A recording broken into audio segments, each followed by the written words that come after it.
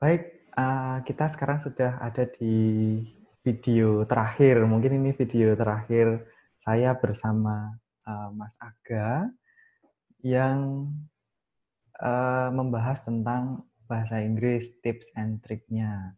Nah, sekarang kan banyak di YouTube itu tutorial tentang belajar bahasa Inggris. Kalau menurut Mas Aga, bisa nggak sih Mas? Boleh nggak seseorang itu belajar bahasa Inggris itu hanya dari YouTube, artinya tanpa guru begitu. Menurut Mas Aga bagaimana?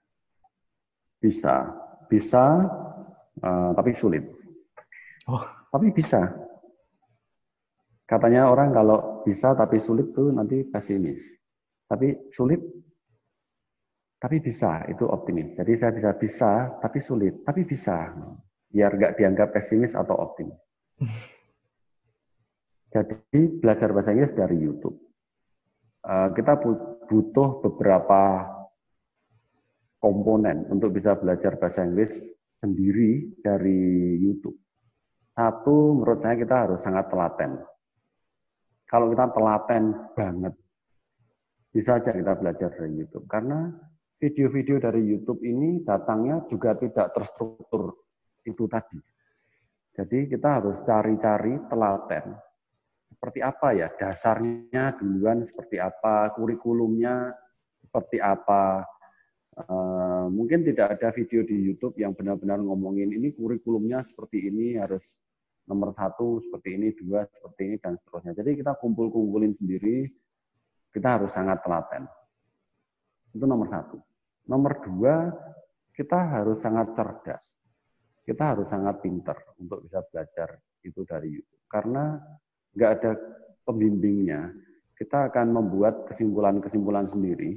Jadi kita belajar, oh berarti begini ya, berarti begini ya. Tadi kesimpulan-kesimpulan. Dan kesimpulan itu tidak terverifikasi oleh seorang pembimbing atau guru. Jadi kita harus cukup cerdas untuk membuat kesimpulan, jangan salah.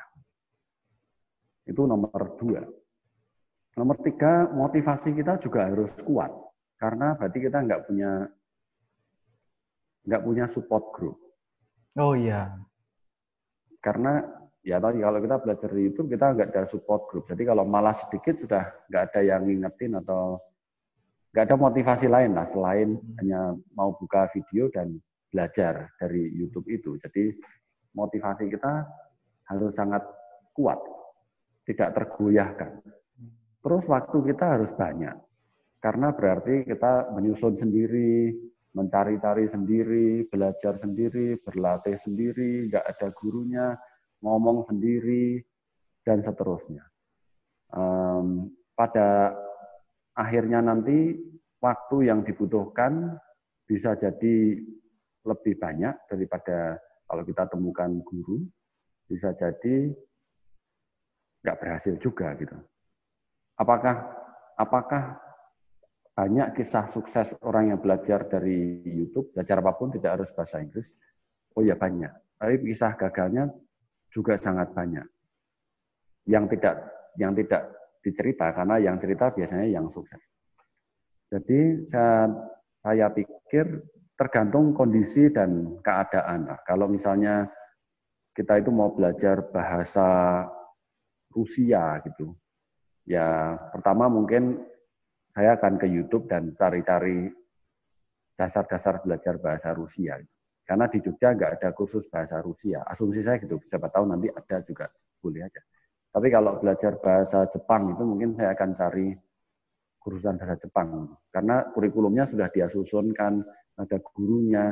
Saya ngomong, ada yang betulin kalau salah, dan seterusnya. Kalau YouTube nggak ada yang betulin. Jadi tergantung kondisi dan keadaan. Kalau mau coba-coba dulu ya boleh. Bahasa Rusia tuh kayak apa sih? Coba-coba. Atau bahasa Jepang tuh kayak apa? Coba-coba. Kalau, oh ya, saya mau serius belajar sekarang. Kalau saya akan cari guru dan jadi semuanya sudah tersedia itu pada saatnya, pada totalnya nanti juga waktu yang saya gunakan dan tenaga yang saya gunakan untuk cari-cari sendiri di YouTube bisa jadi lebih besar daripada sekedar datang ke sebuah tempat kursusan atau guru yang sudah menyusun semuanya. Jadi Bisa, tapi sulit. Tapi bisa. Ya, paham. Oke. Ya, itu tadi mungkin bisa jadi pertanyaan terakhir saya bersama Mas Aga. Jadi kita sudah membuat banyak video hari ini bersama Mas Aga. Mungkin ada sekitar 9 video. Jadi teman-teman, bagi yang belum menonton video kami sebelumnya, ini saya kasih link di atas ini. Boleh dicek, ada beberapa video tentang tips and trick untuk belajar bahasa Inggris. Namun sebelum saya tutup talk show kita hari ini, Mas Aga, jadi menurut saya ini talk show-nya bagus ya. Kalau saya harus mengundang Mas Aga ke ruang seminar misalnya, ruang seminar maksimal mungkin 250 atau 500 orang. Satu kali sampaikan, belum tentu dia ngerti. Tapi kalau di YouTube ini, saya berharap view-nya atau bisa ditonton oleh mungkin bisa ribuan orang. Dan ilmunya ini semoga bisa bermanfaat lah. Sampai setahun, 2 tahun lagi masih bisa ditonton orang. Dan saya amati kalau orang nonton YouTube itu tidak sambil disambi kegiatan lain gitu. Jadi dia nontonnya di HP, lalu didengarkan. Mungkin bisa menggunakan headset, jadinya bisa lebih fokus gitu. Nah, sebelum saya tutup, Mas, mungkin ada satu hal penutup yang mau disampaikan sama Mas Aga. Saya persilahkan.